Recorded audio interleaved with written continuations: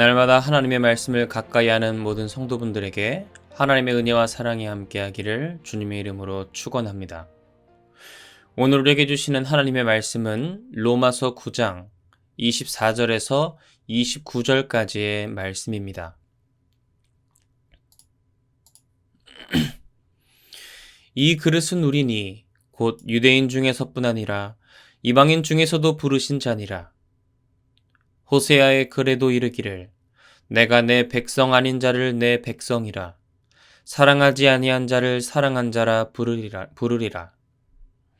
너희는 내 백성이 아니라 한 그곳에서 그들이 살아계신 하나님의 아들이라 일컬음을 받으리라 함과 같으니라.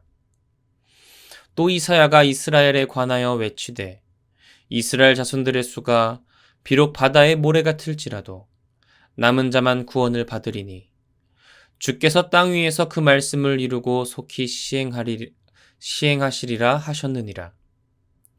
또한 이사야가 미리 말한 바 만일 만군의 주께서 우리에게 씨를 남겨두지 아니하셨더라면 우리가 소돔과 같이 되고 고모라와 같았으리로다 함과 같으니라.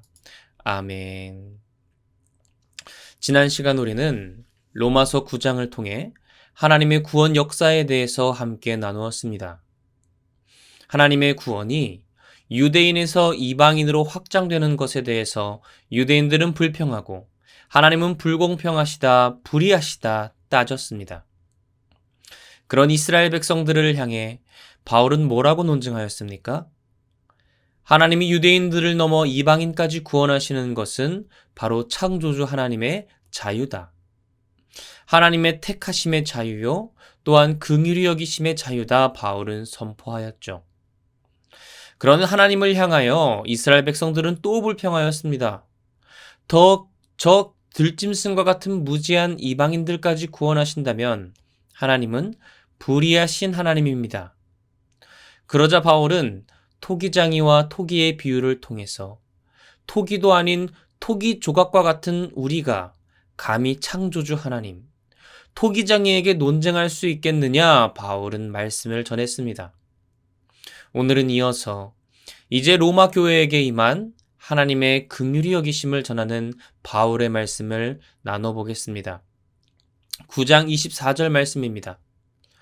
이 그릇은 우리니 곧 유대인 중에서뿐 아니라 이방인 중에서도 부르신 자니라. 바울은 이제 이야기하는 것입니다. 로마 교회는 유대인 그리스도인과 이방인 그리스도인이 함께 모여 있는데 너희 모두 하나님의 긍휼히 여기심으로 말미암아 부르심을 받은 자들이다 이렇게 이야기하는 것이죠. 바울은 먼저 유대인이 부르심을 받았고 이어서 이방인들 또한 하나님의 부르심을 받았다 설명합니다.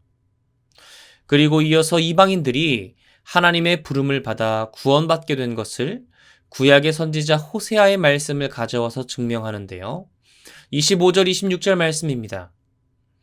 호세아의 글에도 이르기를 내가 내 백성 아닌 자를 내 백성이라 사랑하지 아니한 자를 사랑한 자라 부르리라. 너희는 내 백성이 아니라 한 그곳에서 그들이 살아계신 하나님의 아들이라 일컬음을 받으리라 함과 같으니라. 여기서 내 백성이 아닌 자는 로암미라는 뜻입니다. 하나님은 호세아의 자녀들의 이름을 정해주심으로 말미암아 하나님의 뜻을 전하였죠. 그런데 하나님은 그 로암미를 그대로 두지 아니하시고 이름을 바꿔주십니다. 바로 암미, 내 백성이 아닌 자를 내 백성이다 라고 바꾸신 것이죠. 이 말씀을 통해 바울은 우리에게 전하고 있는 것입니다. 하나님은 사랑하지 아니한 자를 그냥 그대로 두지 않으시고 사랑한 자로 바꾸시는 하나님이시다. 그분은 선하시고 인자하시기 때문에 로암미를 암미로 바꾸셨다. 내 백성이 아니라고 한 그곳에서 살아계신 하나님의 자녀라고 불리게 하셨다. 바울은 긍휼히 여김을 받은 이방인을 이렇게 호세아의 말씀을 통해 증명하였습니다. 이어서 바울은 유대인의 구원에 대해서 선언하였습니다.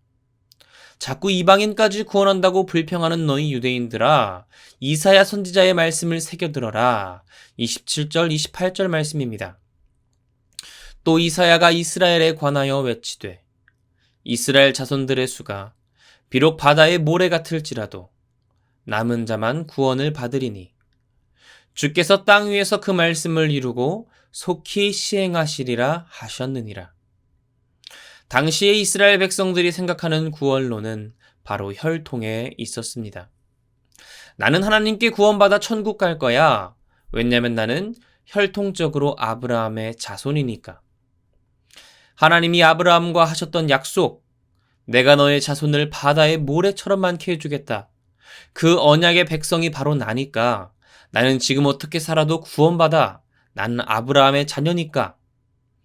그런데 이사야 선지자는 당시에 이런 이스라엘 백성들의 편견을 완전히 깨부숩니다.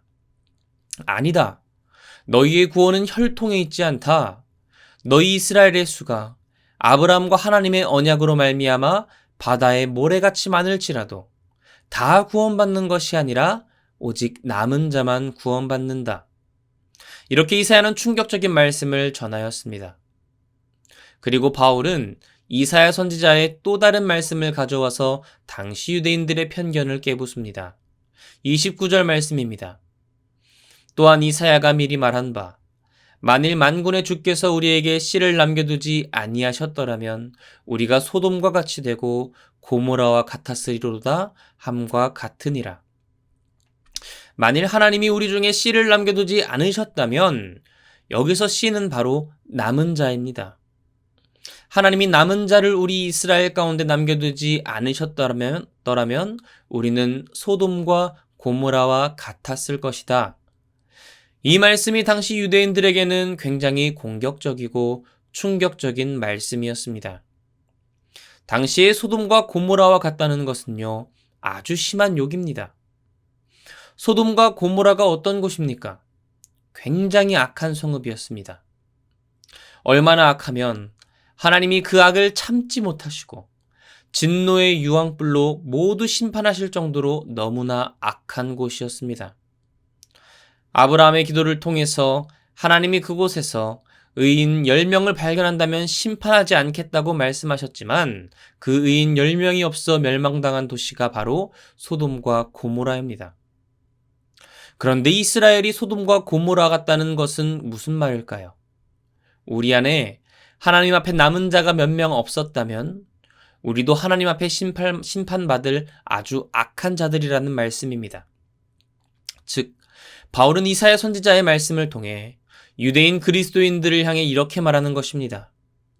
너희들은 아브라함의 혈통이라는 이유로 하나님의 구원을 받았다고 확신하고 삶을 살아가는데 그것 아니다.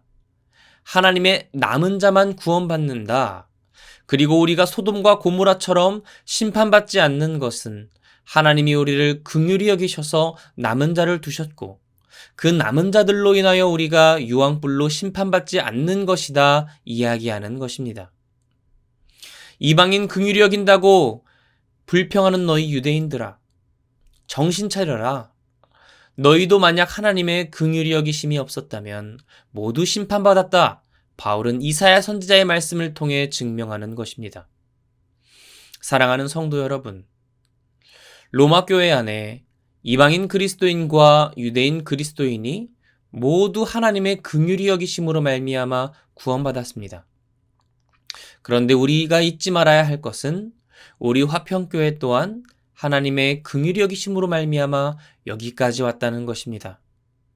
더 나아가 나 한 사람의 인생 또한 구원받고 이 새벽 하나님 앞에 나와 말씀 듣고 기도할 수 있는 것이 나의 공로가 아니요 나의 능력이 아니요 오직 하나님의 긍휼히 여기심이라는 것입니다.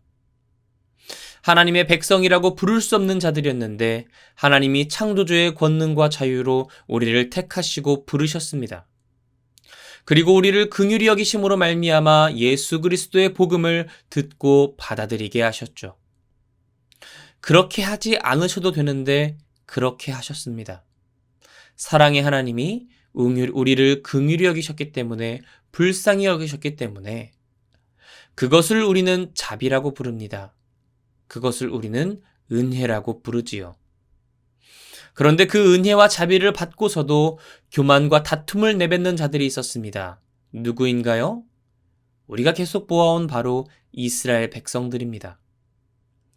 은혜와 자비를 받고도 이방인들을 향해 다른 사람들을 향해 정죄하고 불평하던 이스라엘 백성들. 그들의 최후는 무엇입니까? 나라가 멸망하고 뿔뿔이 흩어지게 된 것입니다. 이제 하나님의 긍휼히 여기심을 받은 우리는 어떻게 반응해야 할까요? 과거 이스라엘 백성들과 똑같이 남에게 무자비한 모습으로 나아가야겠습니까? 그것이 아니라 나에게 잘못한 사람, 힘들게 하는 사람이라고 할지라도 너그러움으로 나아가야 할 것입니다. 굳이 안 그래도 됩니다. 나한테 잘못한 사람한테 친절하게 안 해도 됩니다. 용서 안 해도 됩니다. 그러나 하나님이 안 그래도 되는데 나를 긍휼히 여기신 것처럼 내 이웃에게 안 그래도 되는데 그럼에도 불구하고 베푸는 친절. 그것이 하나님의 은혜를 받은 우리가 응답해야 할 모습입니다. 그렇게 긍휼히 여기심 받은 대로 은혜를 베풀 때 사람들은 나를 통해 하나님을 인정할 것입니다. 그리고 나로 말미암아 하나님의 이름이 높임 받을 것이죠. 그것이 바로 우리가 꿈꿔야 할 아름답고 영광스러운 삶인 줄로 믿습니다. 그렇게 은혜 베품으로 말미암아 긍휼히 여김 받은 우리가 긍휼히 여김을 전함으로 말미암아 영광스러운 하루하루를 이어나가는 저와 여러분 되기를 주님의 이름으로 축원합니다. 함께 기도하시겠습니다. 할렐루야. 은혜와 사랑이 많으신 하나님 아버지, 오늘도 복된 날 허락하시고 은혜 가운데 주님의 말씀 앞에 가까이 나아가게 하시니 감사드립니다. 하나님 앞에 긍휼히 여기심을 받고도 다른 사람들을 긍휼히 여기지 못했던 이스라엘 백성들, 이방인들에게까지 구원이 확장됨에 있어서 불평하고 하나님을 향해 논쟁하였던 그들, 하나님, 그 목이 꼿꼿한 목이 굳은 백성이 바로 나의 모습은 아닙니까? 이 시간 나의 모습을 돌아보게 하시고 하나님의 백성이라 불릴 수 없었던 나를 하나님의 백성으로 부르신 하나님의 그 은혜 앞에, 자비 앞에 그러지 않아도 되는데도 불구하고 나를 사랑하셔서 십자가에 못 박히신 그 예수 그리스도의 사랑을 받은 긍휼히 여기심을 받은 우리가 이제는 나에게 눈물 흘리게 한 자들, 나에게 원수와 같은 자들이라고 할지라도 하나님, 그들에게 친절을 베푸지 않아도 되는데 그럼에도 불구하고 하나님이 나에게 은혜와 자비해 주셨으니 나도 그 긍휼히 여기심을 베풀겠습니다. 하나님이 원수와 같은 나를 위하여 죽어주셨던 것처럼 내가 그 사람 위에 죽겠습니다. 나 자신이 죽겠습니다. 그리고 하나님의 사랑, 하나님의 친절함, 하나님의 긍휼히 여기심 베풀며 나의 인생을 통해, 나의 선행을 통해, 나의 행함을 통해 하나님이 영광받게 되기를 원합니다. 그렇게 하나님의 아버지의 이름을 높여드리는 영광스러운 삶을 앞으로 내가 살아가기 원하오니 주님 나를 붙들고 받아주시옵소서. 날마다 고백함으로 말미암아 하나님께 더욱더 가까이 나아가고 영광 올려드리는 귀한 복된 우리들의 삶이 될 수 있도록 진정한 교회다운 삶으로 나아가는 우리가 되도록 주님 붙들고 함께하여 주시옵소서. 모든 것 주님께 맡겨드리며 감사드리며 이 모든 것 살아계신 예수 그리스도의 이름으로 기도드립니다. 아멘.